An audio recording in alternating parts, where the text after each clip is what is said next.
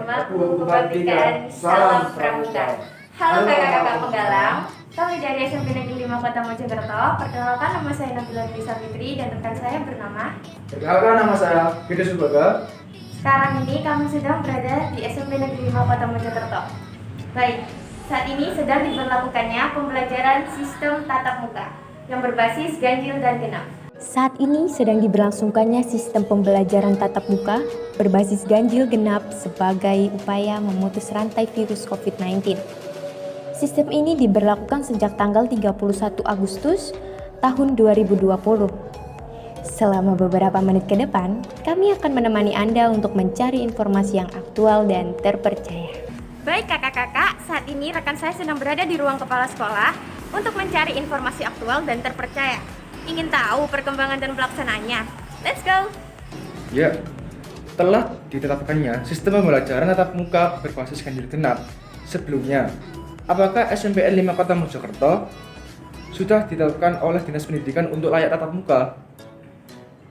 Sebelum diadakan tatap muka, seluruh kepala sekolah SMP termasuk SMP 5 itu diajak diskusi dengan Pak Kadis. Pada prinsipnya di situ disampaikan salah satu syarat tatap muka adalah adanya protokol kesehatan yang ketat.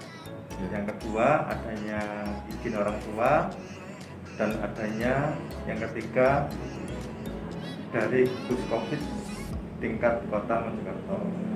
Semua itu sudah dilaksanakan, ada izin dari Ibu Wali Kota selaku kepala gugus COVID, ada izin orang tua, hampir sebagian besar siswa SMP 5 diizinkan masuk. Kemudian sarana protokol kesehatan pun tercukupi. Di pintu masuk gerbang itu ada 3 wastafel. Di dalam pun setiap masing-masing depan ruang kelas ada wastafel dan cuci tangan. Ada juga sabunnya, sehingga SMP 5 dinyatakan layak. Salah satu bukti layak itu diberikan selembar sertifikat layak operasi yang tertempel di dinding. Itu bisa dilihat nanti di foto untuk bukti fisiknya. Jadi SMP 5 dianggap layak dan diperkenankan melaksanakan PTM, pembelajaran tatap muka. Ya, terima kasih. Nah, menurut Bapak, apa sih efektivitas dengan pemberlakuannya sistem ganjil genap di sekolah? Ya, jadi sebenarnya sistem ganjil genap itu mengadopsi sistem dari penomoran 1 15 sampai 16 32. Intinya setiap hari siswa yang datang ke sekolah itu harus separuh dari jumlah yang ada. Karena salah satu syarat masuk untuk PTM kali ini, dalam satu ruangan tidak diperkenankan jumlahnya full, tapi separuhnya. Separuh dari 32 itu artinya adalah 16. Sehingga dari 16 itu dapat dibagi dengan model bisa ganjil genap. Ganjil masuk gelombang pertama dari pukul 6.45 sampai pukul 9 lebih 5 menit, jeda 1 jam. Kemudian yang gelombang kedua yang genap masuk mulai pukul 10 sampai pukul 12.20. Andai kata menggunakan yang nomor urut 1 sampai 15 dan nomor 16 sampai 32 sama saja. Itu hanya konsep pembagian saja, di mana setiap hari siswanya separuh dari jumlah total untuk masuk di dalam kelasnya. Terima kasih, Pak.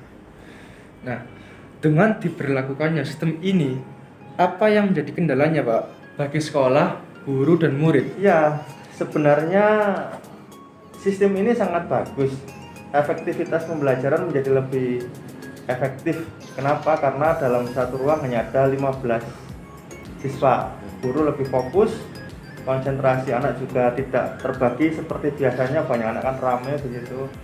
Namun demikian disadari ada juga kekurangan. Salah satunya adalah jumlah guru pengajar. Dengan sekian banyak siswa dibagi dalam 2 gelombang, artinya butuh tempat lebih banyak. Satu, kebutuhan tempatnya harus banyak. Untuk SMP 5 jumlah total siswanya 756, terbagi atas 3 jenjang, masing-masing jenjang 256.